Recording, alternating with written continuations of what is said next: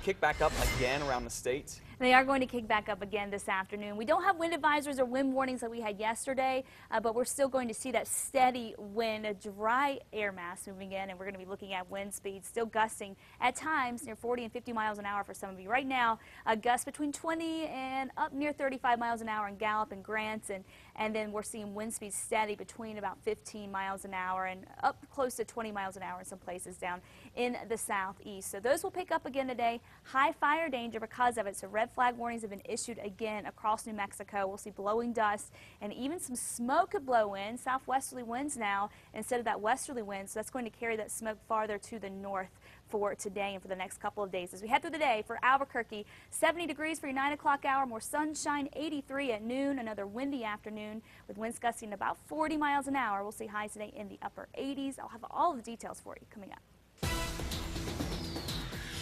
And because of all that wind and the extremely dry weather that's out there, firefighters are still having a very tough time taking down this massive wildfire. In fact, it's the biggest one in the state so far this year. The fire is now being called the Whitewater Baldy Complex Fire because fire officials say 2 wildfires have now become one huge fire. As I mentioned, it's scorched about 25,000 acres so far in the Hilder Wilderness, and it is growing. And think of it this way, it's about the size of Santa Fe right now. Firefighters say it may have already even reached some homes. We know that 53 homes and buildings are in its path. 7 people have had to evacuate. Crews have set up sprinklers in the summer home community of Willow Creek. This wildfire is being fueled by strong winds, which means firefighters can't fight flames from the air using air tankers. Natural barriers that might slow a fire down is not necessarily occurring.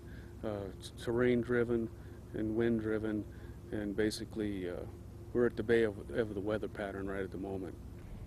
The firefighters here are getting some help. 12 crews from out west are already in the Gila, and more should get there any time now. They'll be keeping an eye on Mogollon, a small town that could be headed, the fire could be headed toward next. Firefighters are set to meet with people there tonight.